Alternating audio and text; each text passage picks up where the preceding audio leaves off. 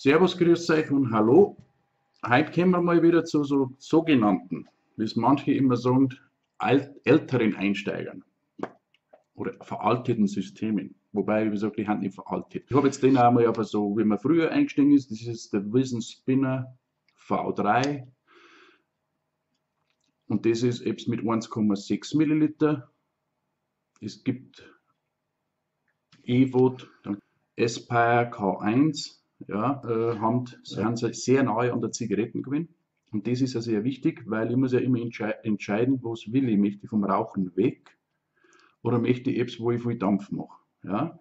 Ich habe schon mal gesagt, ich finde einfach ganz einfach, durch das ständige Mehr und mehr Leistung, es geht jetzt da vielleicht weniger um Leistung, sondern das Entscheidende ist das, die Einsteigergeräte, die wo angeblich ja veraltet sind, ja, wobei das muss man mir auch noch erklären, warum die veraltet sind, weil wenn ich heute einen aktuellen Clearomizer nehme, dann hat er auch unten sein Coil, ja, auch wenn es ein Subtank ist. Also das System ist ja nicht verändert worden. Allerdings haben wir halt da einen engeren Luftquerschnitt. Der Außendurchmesser, der ist eher an der Zigaretten. Ja, also man ist ja das Rauchen sehr lange gewohnt oder je nachdem, was man geraucht hat, ändert sich da mal von Mundöffnung weniger. Also das ist identisch. Das Zugverhalten von der Stärke und vom Widerstand, das hat von der EVOD sehr gut passt. Das war halt das Problem, genau wie die K1 hat es da ganz kleine Bohrungen, da wo die Luft ein bisschen angesaugt wird. Und wenn man jetzt da so drüber gewischt hat, dann hat man die Bohrungen mit Liquid oder Resten von Liquidnebel zugemacht, dann hat man Probleme gekriegt, dass es halt nicht so passt hat.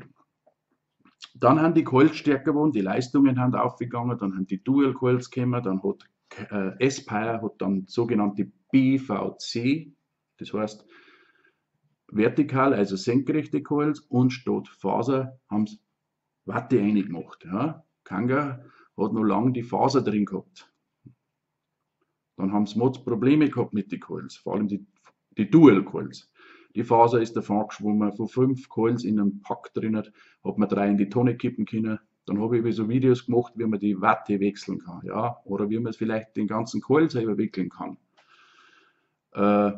Ohne dass es eine Hexerei ist. Warum habe ich das gemacht? Nicht aus Sparmaßnahmen, sondern einfach um den Verlust. Ja, was ist, wenn ich 5 Stück kaufe und dann muss ich 3 wegschmeißen und also ein 5er-Packerl kostet auch ein paar Euro, so ist es ja nicht. Und ärgerlich ist es auch. Und dann hat man festgestellt, wenn man da dann statt Faser Watte reinmacht, ist vielleicht sogar geschmacklich besser, ist es ja anders Dampfverhalten, es ist angenehmer, also es hat schon Vorteile auch. Und das hat man halt einfach aus der Not machen müssen, weil Kanga einfach nicht fähig war. Sie haben immer nur eins gemacht, Version 1, 2, 3, 4 und 5, was weiß ich, wie weit das gegangen sind, und jedes Mal war es dasselbe Schmarrn. Nicht alle, aber sehr viele.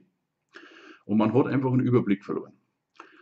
Aspire hat dann reagiert mit BVC bei den kleinen. Ja, Aspire hat ja nur den Nautilus, der hat ein bisschen größere Coils, die passen ja da nicht. Und die waren auch gut. Ja, und dann hat man hier überlegt, warum gibt es nicht einen Hersteller, der einen Clearomizer macht?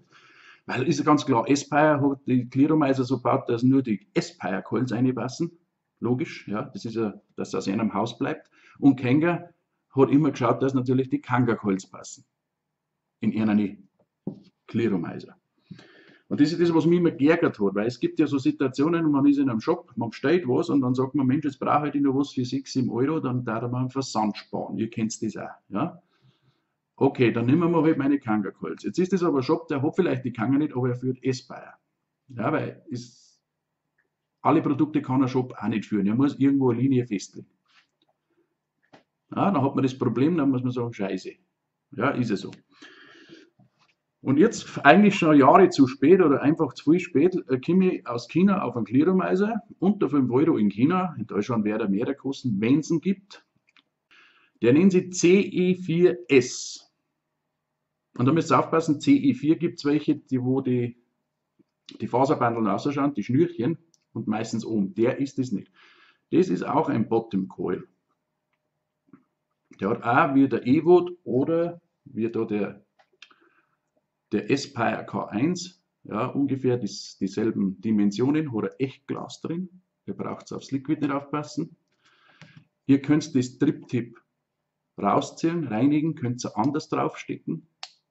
hat eine praktisch sogenannte kleine Luftführung, anfängertauglich, einsteigertauglich, vor allem für Raucher. Und damit die Luftlöcher nicht zumachen, hat er da einen größeren Schlitz und ihr könnt euch den ein bisschen einstellen. Ja? Und das ist jetzt nicht schon wieder sagen, das ist kompliziert. Wenn der Schlitz kleiner wird, wird der Zugwiderstand größer. Und jetzt habt ihr einen Vorteil, was bei der E-Wood oder bei dem nicht gehabt habt. Da habt ihr mit dem leben müssen, es sei denn, ihr habt es da noch aufgebohrt und so. Wer macht das? Ja? Kann auch nicht jeder. Da habt ihr die Variation, dass ihr sagt, das ist die Stärke, die ich brauche. Und da habt ihr ein bisschen eine Variation. Und vor allem, der verschmutzt nicht so schnell, dass keine Luft nicht mehr ansaugen könnt. Naja, jetzt werde ich einer sagen, ja, was hat er jetzt? Jetzt mache ich euch den einmal kurz auf. Und wenn wir den jetzt aufmachen, dann sage ich euch jetzt, dann gehen wir schnell in die Nahansicht, damit ihr es begreift, was ich meine. Ja? Bei der Clearomizer CE4S aus dem Chinesischen gibt es eh noch einen. Ja? Da haben die den so gebaut, der wird ausgeliefert mit einem Aspire Coil. Ja? Schaut oben ein bisschen anders aus, aber es ist Aspire Coil, ich zeige euch dann die Unterschiede. Und da passt der große Dual Coil von Kanga, der Dual, also der mit einem größeren Body, wunderbar. Ich habe jetzt beide schon 4-5 Wochen getestet. Das haben die so gemacht, dass ihr eine bessere Auswahlmöglichkeit habt. Ja? Also ihr müsst nicht unbedingt dann den nehmen, ihr könnt einmal die guten Coils von Aspire nehmen und umgekehrt ja. Und ich finde, das hätte eigentlich schon viel früher hergehört, weil das ist selbst, wo ich sage, das hilft an Dampfern, vor allem an Einsteiger hilft es. Ja, weil der eine mag lieber Kanga Coils, der andere mag Aspire und alle müssen es dann umeinander tauschen. Da brauchst du das Gerät, für das Gerät brauchst du das und irgendwo hat man vor allem so einen Salat drin, dass es nicht mehr schön ist. So, ich schwenke jetzt einmal kurz runter. Jetzt sehen wir das Ganze ein bisschen größer und für euch soll es dann besser sein. Also der hat so grüne Ohrringe und wenn ihr den unten rausschraubt, so schaut der in der Abbildung aus. Also das heißt, in einem Shop, wo ihr bestellt, dann schaut der so aus. Ja, nicht den verwechseln, wenn der da Faser oder Schnürchen außerhängen hat und die oben außerhängen. Wenn jetzt jemand sagt, ja, das ist aber, schaut anders aus wie ein Aspire Coil, da habe ich jetzt den Aspire Coil und dann muss ich sagen, optisch habt ihr recht, ja, aber der hat nur da oben so ein Spitzel drauf und schaut halt außen mit der Rifflung, was ja gut ist, ja, ist aber ein BDC, also der hat glaube ich noch keine Watte drin, das will ich jetzt gar nicht festlegen. Mir geht es um das, der ist baugleich. Ja? Der ist baugleich, der passt genau von der Höhe und ich zeige euch das jetzt, ich schraube jetzt den Original. So seht ihr das auf der Abbildung, weil es gibt mehrere mit der Betitelung CE4 und der hat CE4S, aber da gibt es auch andere Hersteller, da müsst ihr aufpassen, da müsst ihr ein bisschen Daumen aufmachen. Also ich nehme jetzt da den Original BVC von Aspire und setze jetzt den ein. Ja? Nur als Beispiel. Ja, und ich habe das alles vermessen und ausgemessen, das sind haargenau dasselbe, bloß der hat da oben nur so eine Spitz und der Aspire hat es nicht, aber wichtig ist da oben der O-Ring. Wenn ich den, ja, seht, dass da noch ein bisschen Liquid drin ist, möchte ich euch aber jetzt trotzdem sagen, und ihr konzentriert euch da drinnen auf das Luftröhrchen um, wo es zu Ende ist. Ja? Und dann sieht man schon, seht ihr, das ist genau jetzt so, dass der Aspire da drüber passt. Und natürlich, weil er baugleich ist, als wie der Original Coil. Ja?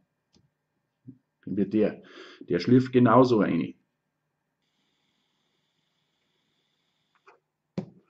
Schmeckt gut, dampft gut, ist sehr nahe an der Zigaretten dran. Ja, ist ganz was anderes als wie die heutigen Einsteigergeräte, die einfach zu viel Luft brauchen, zu stark ist, egal was für ein Coil da ich rein tue.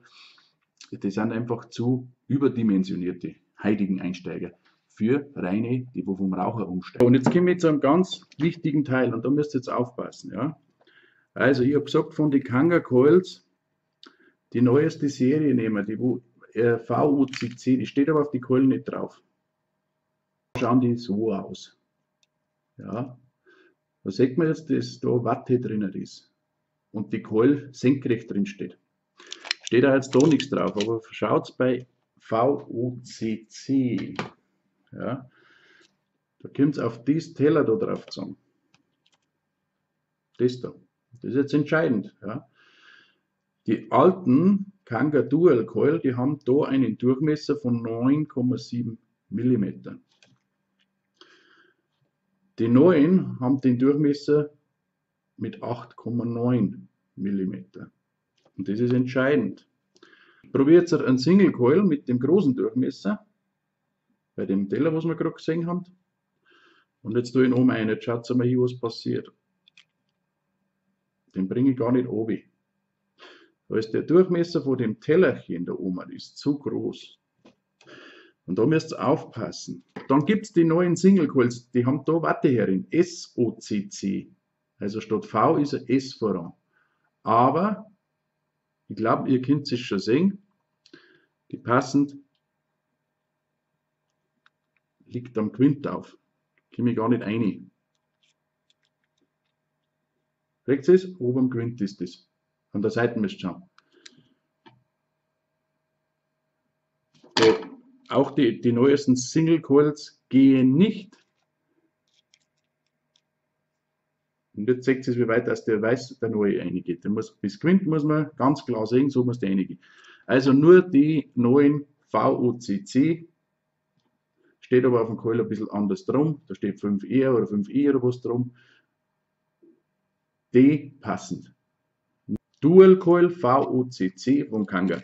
Die passen dann da rein. Also ich hoffe, dass das jetzt, dass ich das verständlich umgebracht habe. Gottes Willen. Nicht, dass jetzt da einer kauft, ja, Dual Coil Version 3 oder was und die waren billig, dann kann es sein, dass du da gar nicht reinkommst damit. Weil das nur die alte Platten ist, gell?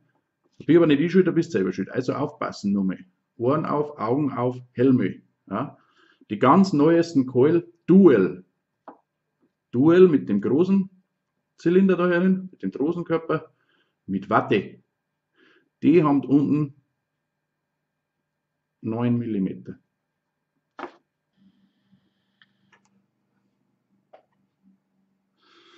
Wir haben jetzt auf 10,7 Watt. Jetzt machen wir es einmal ein bisschen genauer. Das ist jetzt der Kanga Dual VOCC. Vogel V Otto CC.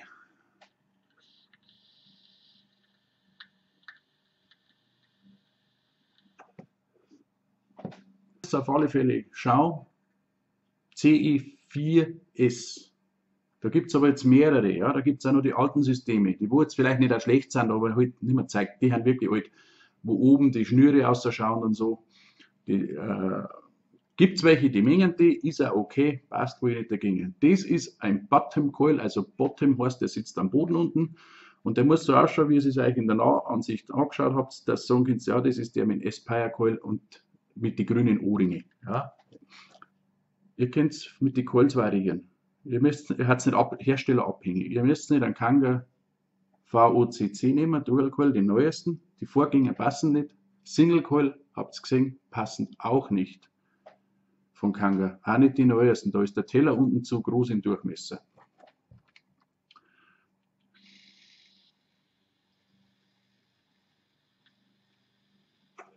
Ich finde das eine gute Sache, dass man variieren kann zwischen Aspire, PVC, die BTC passend auch noch, aber das ist halt, die sind nicht so gut. Und dass ich die Dual Coil von Kanga in einen und denselben Gliedermesser einbringe, die neuesten Dual Coil, ja, mit Watte. Und ist ein bisschen ein Vorteil für uns, haben wir ein bisschen variabler. Weil der eine steht mehr auf die Coils, der andere mehr auf die. Oder vielleicht hat der Kanga gerade nicht den 1,5 Ohm da, wo sie möchte, aber der Aspire hat, ja. Oder einfach, weil ich beide gern mag, aber ein bisschen variieren mag, einmal den und den, weil jeder ein bisschen anders ist, aber im Nuancenbereich ist er ein bisschen anders. Ja, da kann man jetzt nicht sagen, der dampft besser und der, das ist eben Geschmackssache. Fakt ist, da hat man wirklich vom Raucher her ein Einsteigergerät, was bezahlbar ist und wo es ein bisschen Variabilität ist. Und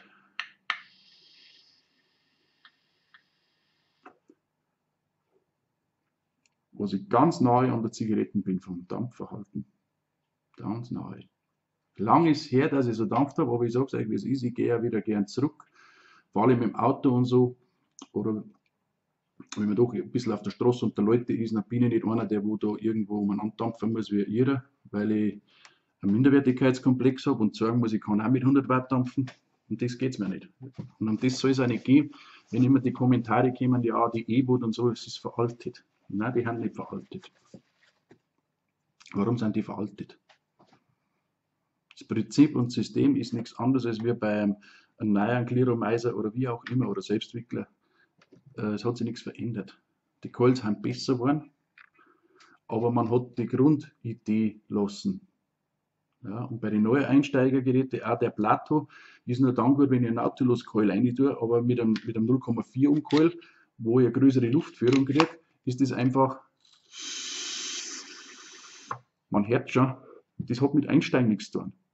Das will der Raucher gar nicht. Das möchte der Raucher gar nicht. Ja. Der Raucher, der sucht etwas Handliches, Kleines, Einfaches, wo er sagt, da schraube ich auf, wo ein bisschen muss er sich befassen damit. Es ist ganz klar, es ist nie so einfach wie Zigaretten.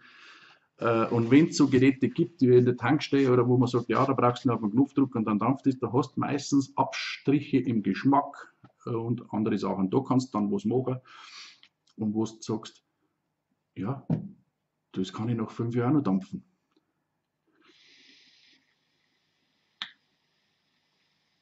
Einfach, um vom Raucher wegzukommen. Und dann gibt es Dampfer, da wird aber gesagt, ja, die haben rückständig. Nein, die haben nicht rückständig. Die ziehen ein Ding durch. Viel gut. Ja. Der dampft jetzt eine 8 Watt oder 7 Watt. Ich kenne auch viele, die mit der E-Boot noch dampfen oder mit dem Brothang mit 7, 8, 9 Watt. Und wenn ich sage, hey, ja, sagt er, warum? Ich bin vom Raucher weg. Ich rauche nicht mehr. Ja, es wird aber das Ziel aus den Augen verloren, weil immer mehr, immer neuer, immer besser. Ich rauche nicht mehr. Und wenn ich das mit dem Teil schaffe und ich bin zufrieden, dann kaufen wir 2, 3 von denen. Dann habe ich 15 Euro ausgegeben, kaufe mir ein paar Coils von dem und schaue, dass ich einen guten Akkuträger habe und meine Liquids. Und der Käse ist gegessen. Ja. Und lasst euch nicht von den anderen beeinflussen, die sagen, ja, nimm da gleich den Tank weiter, kannst du richtig dampfen. Das sind Angeber, die möchten nur angeben. Die haben eigentlich das gar nicht, die haben das Ziel aus den Augen verloren. Ich bin auch mitgegangen, ich gehe auch gern mit, ich mag auch mal mehr dampfen, aber das mache ich daheim bei mir auf dem Garten draußen auf der Terrasse und so. Ja. Aber das mache ich mit Sicherheit nicht in der Öffentlichkeit, weil ich angeben möchte und protzen möchte wie ein Schulbub. Ja. Wie ein Mofa-Rocker früher. Ja. Das ist aber das, was ich verstehe. Und ich bin der Meinung, die meisten Umsteiger haben wir gehabt, Ego T, Ego C. Freilich waren die ein bisschen umständlich, aber sie haben das gemacht für das, was wir braucht haben. Sie haben uns das Gefühl gegeben, wir haben eine Alternative zu Zigaretten. Ja, vom Verhalten her, vom Gefühl her. Wenn ich einsauge, ein bisschen ändern muss man sich, man muss ein bisschen gleichmäßiger ziehen. Wobei die Geräte da, auch das da schon, einmal ein hastiges Ziehen verzeiht. Das haben früher die Geräte nicht da. Wenn du ein bisschen zu hastig angezogen hast, dann, oh mein Gott, dann ist das Liquid überall rausgeschossen. Ja.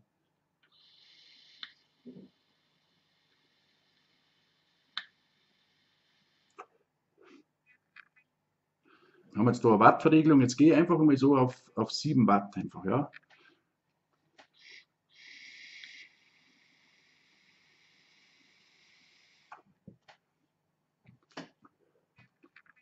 Und vielleicht reicht das schon etwa. Und ihr seht, dampfmäßig ist das Teil eigentlich, wenn ich es ein bisschen auf 9, 10 Watt, der Zigaretten schon weit überlegen. Bin da schon weit weg von der Zigaretten.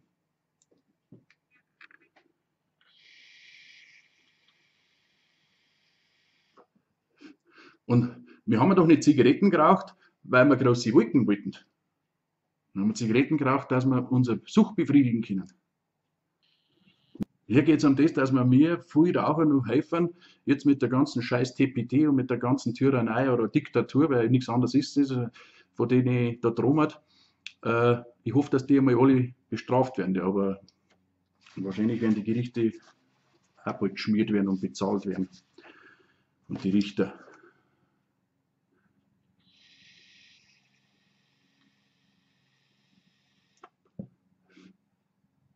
So hat sich das angefühlt, auch bei einer Ego C, bei einer Ego T, bei einer CE4, was weiß ich. Und das hat uns geholfen. Natürlich ist dann angegangen, ja, schaut her, die kann ich jetzt, sage ich mal, dann ist es angegangen mit diesen Einsteigern dort, Die kann ich sogar auf 15 Watt oder 14 Watt. Ja, geht. Kann ich, muss ich aber nicht. Ich habe dann Leute erlebt, die gesagt haben, was ist denn da drin? Das ist ja so viel Dampf, das ist ja 5-mal so viel wie bei der Zigaretten. Ich möchte ja gerade was, dass ich von der Zigaretten wegkomme. Also der wir uns doch wieder ein bisschen besinnen, auch wenn wir schon mehrere Jahre dampfen und nicht mehr rauchen, machen wir uns doch einmal die Mühe, hätte man mir mit sowas, jetzt übertrieben ein bisschen, ja, hätte man mir sowas gesucht? Nein. Hätte man mir sowas gesucht mit solchen Triptipps, wo du wie so ein Kaulquappen dranhängst? Nein. Und da müssen wir, glaube ich, meines Erachtens auch wieder versuchen zum Hinkommen. Es gibt so kleine Buchsel, die da haben jetzt aus der Mode gekommen, dafür haben sie einen unbandigen Preisvorteil, die werfen es in China original für 6, 7 Euro noch. Die haben früher bei uns 30 Euro mehr gekostet. Und der Clearomizer jetzt dort, der macht mir deswegen Spaß, weil ich sage, ich kann die neuesten Dual-Coil von Kangaida und ich kann meine BVC-Coils, was ich noch habe, brauche ich nicht immer ein Aspire-Gerät, sondern ich kann beide da einsetzen, je nachdem, wie ich Lust und Laune habe. Und so soll es sein, so wie es uns Spaß macht, so soll man ein Gerät nutzen können. Und nicht so, wie es uns andere immer vorgeben, weil sie meinen, das muss jetzt der Hype sein. Wir haben schon so viele Hypes gehabt, was dann aus jener Schrott war, ja, dass ich gerade in den Kopf beideln kann. Schlimm ist das. Ja. Ich möchte da keinen sagen, kauft euch das oder was, aber die Erfahrungen, was ich habe und die Erfahrungen, was ich ja permanent mit viel Dampfen immer beieinander, ja, nicht nur im Foren und im Hangout, sondern auch so, bei uns dampfen jetzt auch schon einige. Und die kommen da und dann redet der mit denen, ja. Und das sind oft ganz, ganz, ganz kleine Kleinigkeiten. Warum das eine sagt, ich komme mit dem Gerät, obwohl es ja so toll sei, soll ich nicht zurecht. Und das findet man nur raus in einem Gespräch. Wenn man sagt, was stört dich denn? Warum gefällt dir das Gerät? Oder was ist das? Ja, bei der IO, wenn es dann befühlst, dann hast du immer wieder Liquid im Mund drin. Ja, es geht nicht anders. Ich muss den Keul durch locker durchdrücken, die locker muss wohin, also drückt man es in die Watte ein. Das geht nicht anders. Das hat auch mit der Luftbohrung nichts zu tun. Also wie gesagt, ja, jetzt hat man oben am Gewinn der Bohrung, das ist die zweite Stufe, wenn ich oben den Deckel draufsetze dann, wenn die Flüssigkeit unten und der Kontakt ist da, dann habe ich oben noch Luft drin. Ja, die muss dann raus. Das war das zweite. Mag jetzt sein, aber der erste Druck hat mit der Luft oben nichts zu tun. Der erste Druck ist eine Flüssigkeitsverdrängung. Und die Coils sind unten gebohrt, da ist die Watte drin. So, jetzt sehe ich, dass die Watte, der Tank ist leer. Dann tue ich den raus, dann mache ich bis zur Markierung alles richtig und dann drücke ich ein. Ja, wo geht denn die Flüssigkeit hin? Die geht seitlich an dem Ding. Es sei denn, ich habe eine Schwachstelle. Und die Schwachstelle ist die Watte, also schwarzt man einen Coil drüber. Und dann muss ich ihn ausbeideln. Ja, wo haben wir den mehr? Ja. Und deswegen, ich habe solche Sachen einmal gesehen bei Freunden und probiert und ich sage, genauso wie ich es sehe schon. Wenn ich ein bisschen logisch denke, dann sehe ich, dass das nicht funktionieren kann. Ja. Es kann nicht so funktionieren. Und Ehrliche, die sagen dann auch, ja, das ist ein Scheiß. Ja. Und natürlich gibt es die sagen, nein, das funktioniert und funktioniert, weil sie halt einfach die Stärke nicht haben und sagen, ja, da haben wir einen Träger reingelangt. Es muss funktionieren, oder weiß ich nicht, vielleicht kriegen sie auch Geld, dass das sagen, das weiß ich nicht. Die liegen sich halt gern selber, aber leider haben wir solche Leute immer mehr. Und ich mag auch nicht, dass ich einen Kontakt, einen Stromkontakt in einer Flüssigkeit drin habe. Das ist selbst der, wo sie mir ganz hoch aufstellen. Ja. Ein Liquid ist was, ihr wisst ja selber, wenn es dampft, dann kann es einmal, das ist sowieso ein bisschen klebrig alles. Ja. Das sieht man aber nicht, das sind so Filme. Ja. Dann muss ich über den Tank und ausputzen, dass ich da meine kraftschlüssige Verbindung habe. Weil der Film unten auf meinen Kontakt ist. Und dann tue ich wieder einen Kohl drauf und Flüssigkeit rundum. Ja, irgendwann habe ich dann einmal einen anderen Widerstand oder habe nicht mehr das Dampfergebnis. Es ist ja vorprogrammiert. Es ist ja vorprogrammiert. Ist mir aber egal. Es gibt ja noch YouTuber, die wo da ehrlich dann das Teil zeigen und sagen, sie können es nicht verstehen, dass so ein Schrott gehypt wird. Ja. Und das gefällt mir solche YouTuber, weil die machen es Mai auf. Und ich bin halt auch einer, ich mache auch Mai auf. Mir ist das egal, wie die Firma heißt. Das ist Kacke. Kackler fit. Aber jetzt gehen wir zurück noch mit so die ganz Einsteiger, die wo vom Rauchen weggehen wollen. Die wo sich als Ziel gesetzt haben, aus gewissen Gründen, weil sie sagen, ich rauche so und so viel Jahr, ich möchte einfach weg. Und ich habe schon alles probiert, Nikotinpflaster, Hypnose, ein Buch gelesen, ein Professor 500 Euro Tasche, einen Anschein geschoben. Und nach 3 Monaten habe ich dann mehr geraucht wie vorher. Haben wir alles schon gehabt. Braucht mir keiner was erzählen. Ich möchte nicht sagen, dass das eine Garantie ist, dass es funktioniert. Aber so gut wie das funktioniert, sowas war noch nie da. vom Raucher wegzukommen. Leider haben wir heute ein Überangebot an Geräten und an Auswahl, der es wirklich sagt, sagen muss, leck mich am Arsch. Aber leider haben wir da eine gewisse Zahl, wo wir sagen, die meisten Umsteiger haben wir gehabt, wie dann die Sachen rausgekommen sind, Ego T, Ego C, E-Food und so. Da wo es in einem Bereich nur gelegen ist zwischen 7 und 15 Watt. Nautilus und so. Ja. Und warum, zum Beispiel der Nautilus, warum kostet der heute immer nur knapp 30 Euro oder 25 Euro? Und warum lieben den die Leute heute noch? Ja. Ich kriege Zuschriften, die sagen, sie haben heute noch einen E-Vote oder Evo 2 oder einen Aerotank oder Pro-Tank. Das ist der erste Schritt vom Raucher weg und das ist das Ziel, was ihr habt. Vom Raucher weg. Da geht es nicht um das 30 Watt Sub Open Draw. Da geht es um den Scheißdreck gar nicht. Es geht verdammt nochmal um eure Gesundheit und das vom Raucher wegkommt. Und die heutigen Geräte sind überzicht. Und dass man die dann als Einsteigergerät deklariert, das ist für mich oft die größte Sauerei, weil das ist eine Irreführung. Ja. Da werden Geräte, die als Einsteigergeräte, da wo ich sage, die hat ein Luftdreher drin mit 6 mm, dem unter 20 Watt kannst du gar nicht dampfen. Wie soll ein Einsteiger distanzieren können? Wenn er vielleicht schon Lungenkrankheit nur dazu hat. Was ja passieren kann bei einem langen Raucher, dass er eine gewisse Lungenkrankheit hat oder die Lungenfunktion einfach am Boden ist und er dann schon sagt, ich muss aufhören. Und dann sagt die, da musst du gleich sowas nehmen, also ein Bombengerät, wo du gleich ein Brotofen drunter ist. Das passt doch nicht zusammen.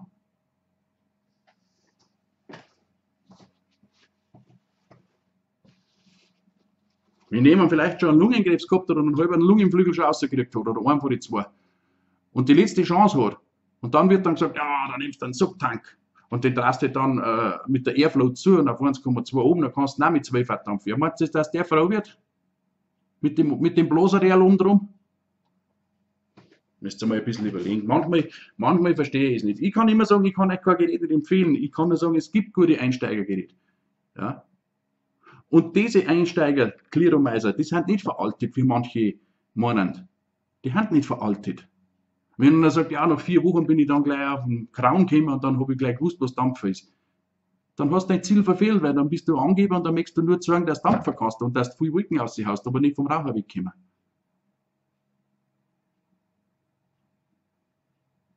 Und das ist die Realität. Ich war mit einem Kraun oder mit einem Subtank vom Raucher nicht weggekommen, dann darf ich heute noch mehr rauchen. Ich bin halt danach, nachdem ich gemerkt habe und also HBV und da gesagt habe, ich probiere einfach mal mehr, weil man hat sich daran gewohnt ans Dampfen, dann sucht man halt mehr. Aber immer einen Schritt nach einem anderen machen. Und ihr empfehlt manchmal den 5. Schritt vor den ersten Schritt oder den 3. vor den ersten. Das funktioniert vielleicht bei dem einen oder anderen. Aber wenn er ehrlich ist, er kommt nie ganz vor die Zigaretten weg. Und wenn er ganz ehrlich ist, nach 2 Monaten fängt er dann an zum Schimpfen und sagt, das taugt nichts, ich fange wieder das Rauchen an. Und dann müsst ihr euch überlegen, warum. Und ich sehe immer mehr, die wo wirklich ganz normal auch wieder mit einem, ja, jetzt sind halt die neuen Geräte, der Tankstelle ist, naja, gut, weiß ich nicht, ob es da dauerhaft schafft, ob es da die Qualität habt und das, was braucht. Aber natürlich müsst ihr für euch selber entscheiden und ihr müsst ehrlich zu euch selber sein, wie das passt zu euch. Ja? Aber nochmal, vom Gefühl her und vom Empfinden her, vom Raucher zum Dampfer, sind die Geräte damals, sowas wie da, die Evo DC4, am nähersten an der Zigarette gewesen. Die Geräte von heute mit doppelt so großen Luftführungen und Triptipps drum. Auch wenn es dann heißt, ja, 1,5 um Keul, aber schau dir mal den 1,5 um Keul an, was der für einen Durchmesser hat, für einen Luftdurchmesser, der zaum musst wie ein Elefant. Dann schaust du das an Keul an. Und dann heißt es dann, ja, der ist halt veraltet. Nein, der ist nicht veraltet, sondern der hat genau passt. Der hat genau passt, dass man vom Raucher wegkommt. Und natürlich ist das meine Meinung und die Meinung von anderen. Und natürlich kann man anderer Meinung sein.